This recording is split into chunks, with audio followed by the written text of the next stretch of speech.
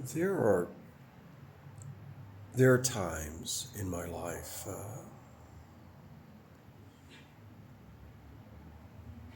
in which my core compass, my moral compass, as somebody might say, is put to the test. It's pushed upon, and it requires a conscious response. It requires a conscious, response is the right word there. A response that reflects my values and who I want to be, which is not always who I am, but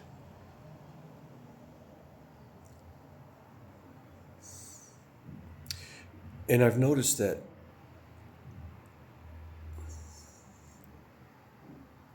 more frequently in my life as I have progressed along this path, as I've gone through this journey of self-determination, that those episodes of having my values challenged have become more frequent, or at least maybe I'm just more aware of these things happening to me. I want to talk about a subject in my life. I want to talk about a relationship in my life. Actually, it's plural, it's relationships that have been with me for as long as I can recall. Having to do with specifically with my siblings, my parents. I have both passed. My mother passed some 15 years ago, 15, 16 years ago now. My father died when I was a young man at 17. But what has remained from that original family of origin has been my sibling relationships, which to say they have been fraught with fraught with complexity and drama. A lot of arguments, many, many, many arguments, too many to count. Breakups. We used to call it in our family disowning. I'm going to disown the family. And that was a frequent pattern. I have had all of my brothers, one of them passed last year, but all three went through long periods of estrangement from me and from everyone else. They get frustrated with us. How do I want to say that? Each male sibling has reached a point of frustration with the family of origin that they refuse to speak to anyone in the family for, in some cases, decades. And so it should be no surprise that here we are all in the latter stages of our lives, having lost our youngest sibling unexpectedly. Here we are at a point of irreconciliation.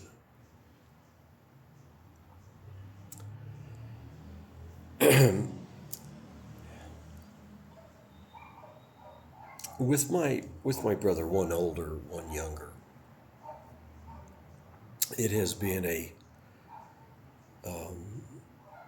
has been a constant struggle for me emotionally to try to see if there's a way that I could engage with them on a human level, seeking if I could, in quotes, a brotherly relationship, one in which we just share in one another's lives. We talk about how we're feeling. maybe some of the things that we're going through. But it just proved, from my perspective, it proved impossible because with all of my brothers, and I suspect, it's hard to think back about your own life and evaluate it. But I think even in my own life, I was most likely this way. Although, in all honesty, I don't think I was to the degree that my other brothers are like this. But everything, they all had what I call, or have what I refer to as, an insistent personality. It's a personality in which they must be right in every conversation, every nuanced point that they make, so much so that it's not enough to agree with them. Even when you found some common ground to agree with them, that was not enough. You couldn't just agree, you had to sort of super agree. And then, even when you did that, they would find some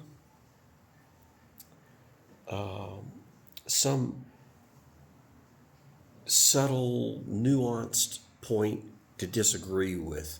And so every conversation, when I say every conversation, I mean well into the 90 percentile. Yes, there were moments where we had what I refer to as a normal conversation, but those were very few and far between, and the rest of the time, I always felt that from the moment I answered the phone or from the moment I called them, I would be swamped or deluged with almost a tirade of complaint, political, religious, social, otherwise. And so my strategy in all of that was to always be trying to find a way through that morass, always trying to find a way through that, that maze, that complex maze of, yeah, but isn't there a center? Isn't there a balance that we can get to where we allow a healing to occur in our relationships? But interestingly enough, over the decades, all of my brothers expressed at one point or another, sometimes multiple times, expressed a sentiment to me. And the sentiment was something along the lines of, I don't care if I ever speak to you again. I don't care if we ever have a relationship again. It doesn't matter to me. Which I always took as, I don't matter to them. And yet, in my in my chronic naivete, I would continue pursuing, always hoping that there's some way to fix them. You know, if I'm being honest, trying to get them to seek something beyond an argument, a debate, to seek something beyond being right all the time. But it did not come to fruition, and thus the video. So I want to focus specifically on my younger brother, our second youngest sibling, who has suffered a stroke. Apparently maybe 3 years ago, he suffered a stroke, possibly brought on to some diabetes medication that he was on. And so his physical presentation, his physical abilities have been severely limited. And of course, medically speaking, that's referred to as a comorbidity. Maybe if I understand, you have a stroke, and it's a comorbidity. But anyway, so we had not spoken for the better part of 10 years, and I had a moment about 3 years ago where I decided to reach out to him and just try one more time, see if I could extract a kind response, a caring response. And so I sent him an email, basically very neutral, just telling him, hey, don't know, if, you probably don't know that we've moved. My wife and I had moved out of the country at that point, and we're living in South America, where we continue to be. And just want you to know that Terry has all my sister. Terry has all our contact information and that kind of thing. But I didn't really want you to be caught off guard if you were notified of my death and you'd wonder what in the hell was he doing in Ecuador. So I sent him that kind of a message, and he responded. It was actually a friendly response, and I thought, oh wow, maybe maybe he has had a change of heart. But I chose to not engage at that point. I was a little leery, a little uncertain about the whole thing, and just wanted to just see how the tides flowed, if you will. So we just exchanged pleasantries and went about our business. And then several months later, there were some political problems or crime problems in Ecuador, in different parts of Ecuador. And it was on the international news. And so he reached out to me and said, hey, are you still in Ecuador? And I said, yeah, we're going to be, we're shooting for a 5-year goal. And, but he said, well, on the news. And I said, well, it tends to be localized violence. It tends to be in the areas that have virtually no police presence, a lot of drug activity and things of that nature. And so he responded with, well, you can't trust the liberal media or something like that. They're all out to control you and things like that. And I just went, oh man, I can't go there. I can't because to me, that's a baiting statement. It begs the question, maybe, I don't know if that's the right logical point, but it would require some, a nuanced discussion. I'll say it like that. So I didn't respond because there was no question in it. There was nothing about, hey, are you doing okay? Are you in close proximity to that kind of thing? Nothing, nothing like that. It was just, don't trust the liberal media. And so I knew at least that conspiratorialist side of him had not changed, and so I didn't respond. And then a couple of years passed, and maybe a year and a half, something. I lose track of time of these things, but a couple of years passed. And out of nowhere, I get this email blast of this big old paragraph. No. The first one was a short paragraph asking me how long I was going to remain in my arrogance until I died and went to hell. I was going to be arrogant all the way up to the end. And that I was the most arrogant person he had ever known. And it was just a few, sentences, a small paragraph. And I thought, holy cow, fuck me. So what I did was I thought, well, shit, again, I'm referring back to my my chronic naivete. And so I responded back and I said, Jim, I am not sure where this is coming from. I'm really not. I kind of knew, but I'm trying not to assume on his part. And so I said, I'm not sure where this is coming from, but if you want to have a conversation with me, I'm open to having a dialogue, but you have to understand what I'm looking for is relationship, healthy relationship, one in which we can share in each other's lives and be an encouragement to one another. But I'm not interested in religious debate or political debate for that matter. So he responded. Oh, and I also told him, I said I thought to myself, I should probably make it known. I said to him, I said, hey, you have to understand, I live in another country. It's a different culture.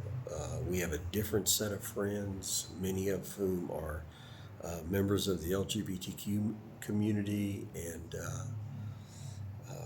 I don't really allow people in my life who or speak derogatorily about people that I know and care about. And so he was like, fine, yeah, I have to each his own, which to me is a little bit of a cop out because, it's like, sure. And so he, he said, I'm willing to talk, I'm willing to have a conversation with you. Maybe my tone is not his tone, what his tone is. I'm willing to have a conversation with you. Okay.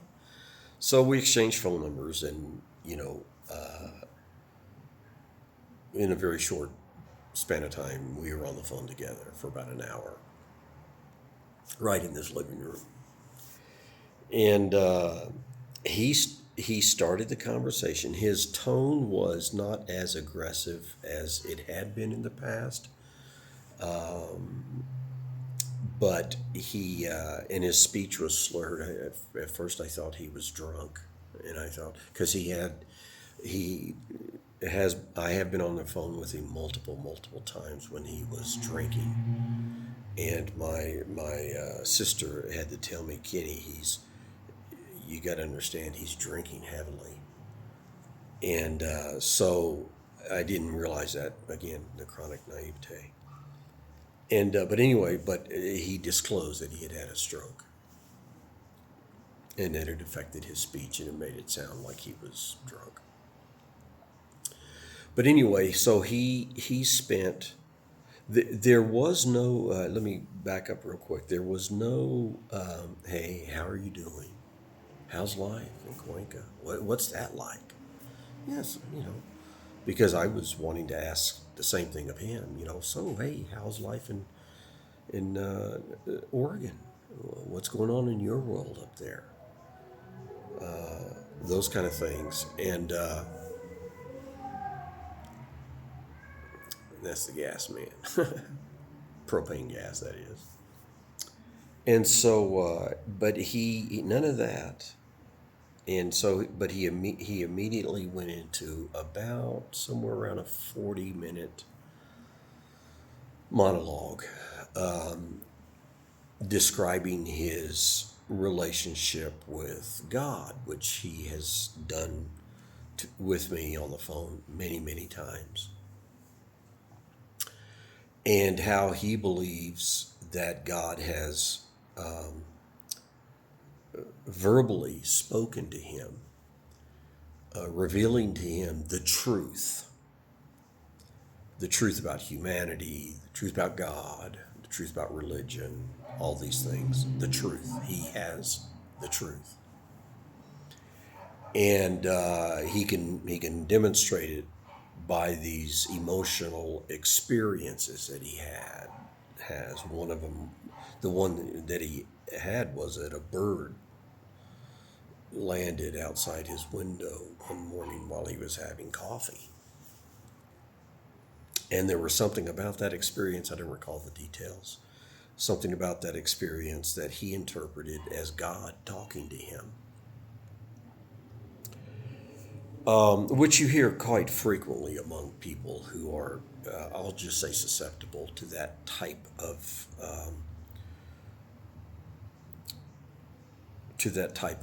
mental behavior. or mental patterns or something like that.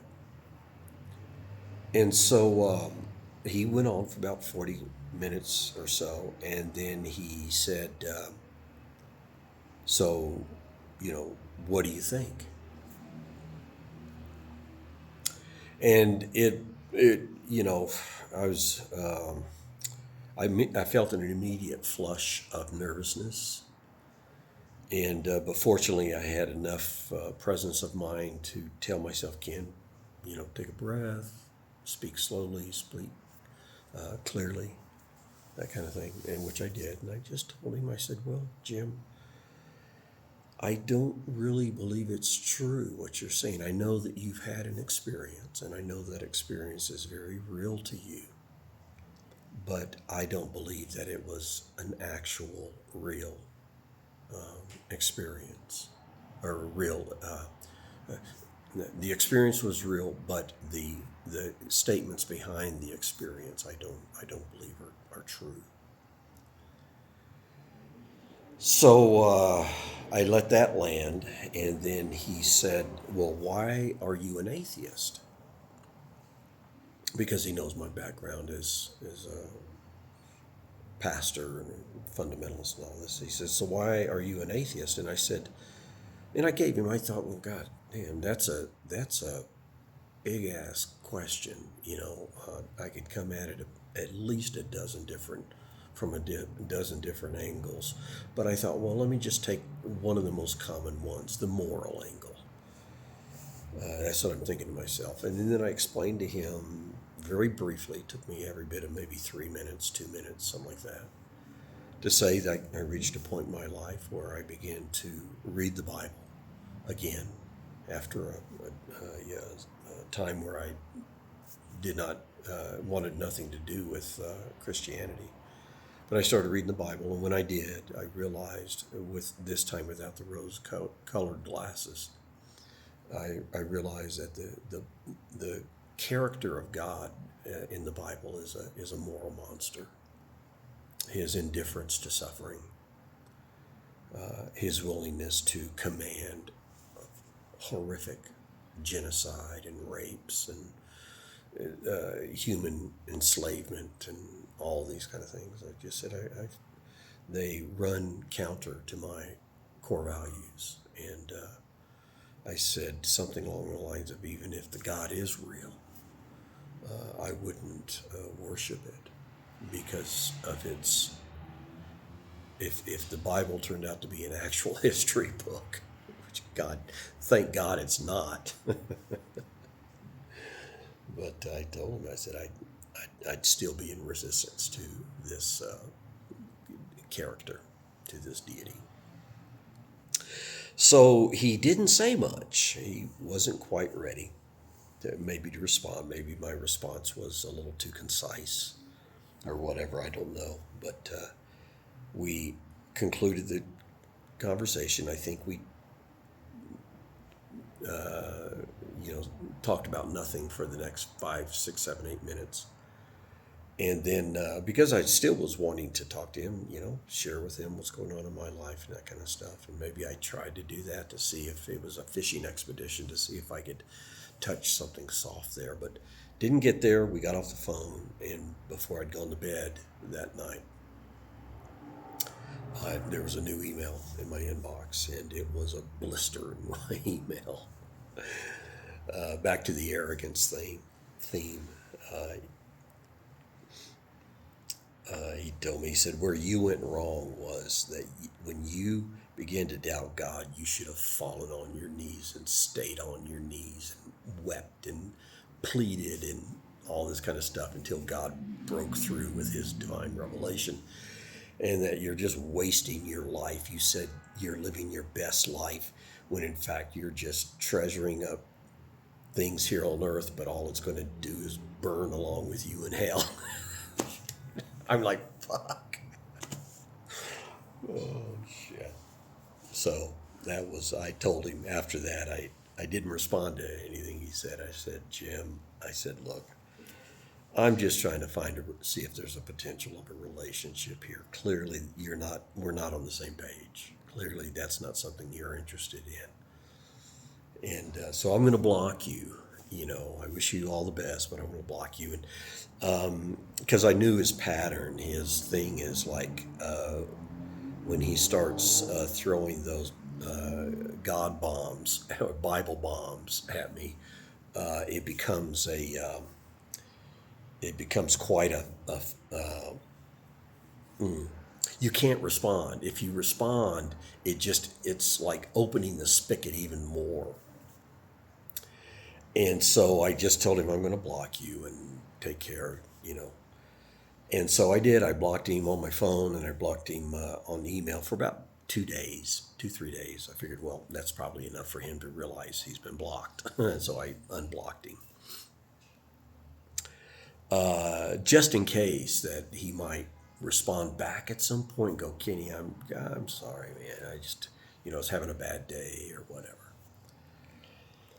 Not that I really thought that was going to happen. But anyway, so time's passed now. It's been a year and a half or so. And again, this is on me, okay? Tomorrow's my birthday. I'm turning 70. It's a big day for me. And July 8th. July 10th is my birthday. July 8th is his birthday. And I think about him every year. I wonder how he's doing and that kind of stuff. So I thought I would try it one more time. And so I did. I sent a very short email. Hey, Jim, your birthday's coming up. I think about you. I think about you every year. I hope this email doesn't upset you. I just want to say happy birthday, wish you well. And if it triggers you, if it frustrates you, or I said, if it triggers you to have negative emotions, I apologize. It's not my intent. I said, but if I'm taking a risk here, if you want to talk, I'll give it a try again. But please know that, in my life, I am living a content life, kind of to the best of my ability, or however I said that, and that. But I'm very careful about what I allow into my life. And so he responded back, a paragraph worth. He dropped out of school, I think in junior high, and so his usage of punctuation is non-existent. It's like a reading when I used to study the New Testament in Greek, reading the Greek text. It's just one long sentence, and you have to sort of figure out where he's breaking it up at and things like that. But in the long run, it was like, well, I'm not even going to rehearse it. It was the same old shit. You're an arrogant asshole. He didn't say it like this, but you're just like everybody else, arrogant asshole, and trying to tell me I'm wrong and things like that. And so anyway, I got that last night, and it disturbed me. It disturbed me emotionally. I tried to go to bed, and I almost felt like a dark cloud coming over my brain. Like I was thinking about it like this. It's almost as if he cast a spell on me. And I was laying in bed, and I just began to feel fear coming back into my life. The fear of uncertainty. I began to feel dread, like there was something that was about to happen to me. And I'm sure that would have been very stimulating for him. I'm sure if I were to confess that to him, he would be like, exactly, that's God trying to get a hold of you. As opposed to emotional manipulation on your part. What's the difference between a real God, emotional manipulation. One doesn't exist, you know. So anyway, but as I was laying in bed, or naturally I had to get up because I couldn't go to sleep. It was late, around 11 o'clock when I got out of bed. My wife was still up watching TV.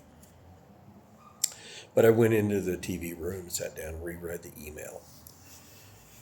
And it didn't make sense. You know, it was there. It had some contradictory things in it. It had just some ugly statements in it, Bible verse, and one thing or another. And I'm like, this barely makes any sense to me to begin with.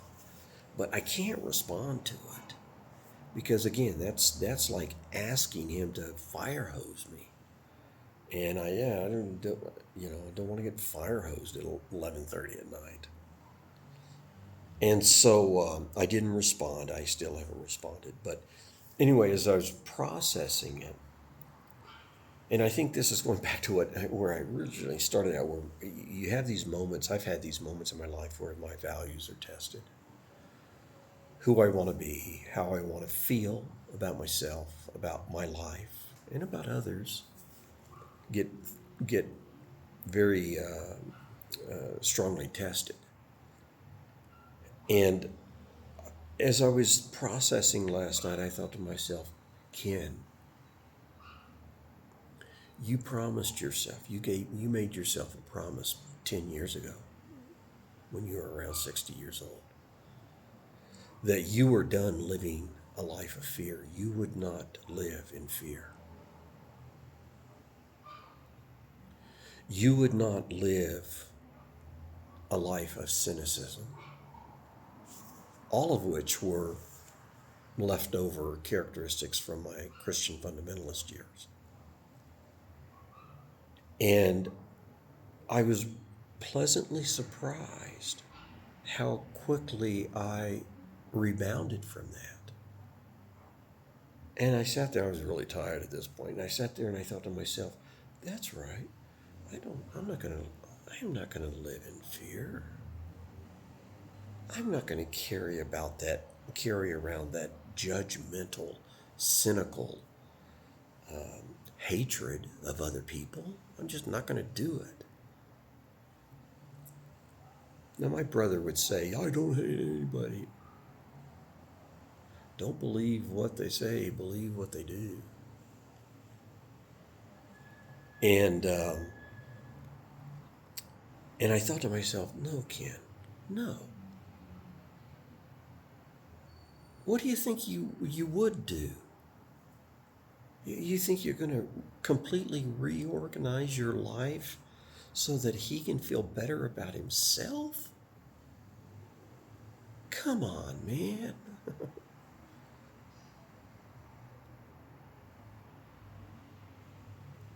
I'm proud of who I am as a person. If he calls that arrogance, and let it be arrogance. I'm proud of who I am. I'm proud of what I've done. I upended my life and moved to South America along with my wife and two of our kids, adult kids. We're all thriving. We're all doing really, really well. But he wants me to be afraid of the boogeyman. He wants me to fear the alternate reality. I'm not interested. I don't even care about it. It doesn't frighten me. It just doesn't. What troubles me is, and not troubles, but I guess in a way troubles me, but it's a regret that I can't have a fucking relationship with my siblings, my two remaining brothers, and they're both knocking on heaven's door, you know? None of us are long for this planet. None of us are. All of us are on the short list to get recycled back into the cosmic energy. How's that for some philosophical bullshit? Or, not bullshit, but philosophical meanderings, but whatever. So this morning, my thoughts are around the idea that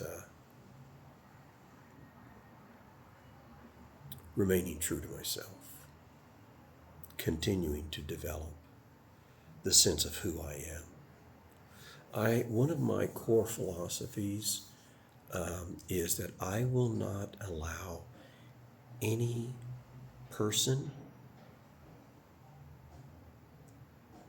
group of individuals, like religious groups, or any authority figure to take away my right of self-identification. In other words, I will not allow you to tell me who I am. To that I say, fuck you. A big O, capital F-U-C-K. Fuck you. You're not going to tell me how to live my life. I refuse your authority, along with questioning it. So this morning I'm choosing hope over cynicism. I am choosing trust over fear. When I say trust over fear, I mean the trust that I can trust myself to manage life's challenges, even if they turn sideways on me. But even if life does not go the way I hope it goes, I still have no cause whatsoever to believe that there's a pissed off deity in another world somewhere waiting to fry my ass in the eternal flames of torture or whatever. it just, it's really kind of sad and pathetic. And I realize that my brother Jim and my other brother are unfortunately trapped in their own bubbles. They are quite physically, because the United States can be like this. It can be very sequestering. You can find yourself trapped in a bubble and not know it because of the financial pressures of being there, the political and religious and social pressures can have you stuck in your house day after day, just stuck inside your own head. And that's how I view them. I'm trying a different tactic. I'm trying a different strategy to see if I can find as much fulfillment, meaning, purpose in my life as possible in the remaining maybe decade or so that I have left.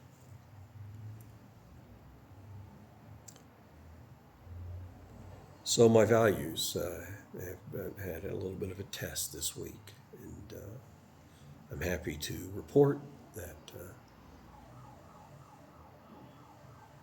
I think I handled it pretty well. Oh, I think one other thing I want to say before I get off is that I want to be careful to say that there's always the temptation to react. Fuck you, Jim. You arrogant son of a bitch, whatever. Oh, that's there. There's a part of that old brain that goes, hey, check this. This file is really good, called the F file. Let's pull that out. But a part of my core value is to respond in kindness, with kindness to myself. Can't be kind to yourself. Embrace your humanity. Embrace your frailty. Embrace your inabilities.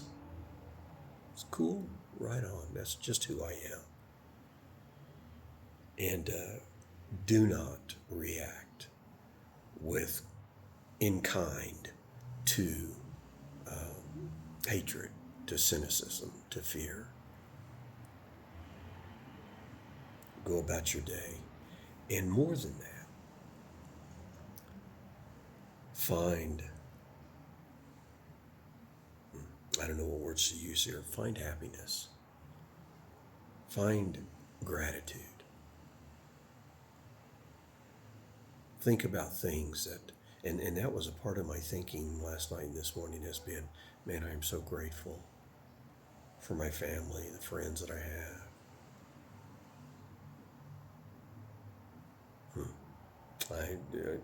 I kind of shudder to think about where I would be if I found myself in South America living an isolated life.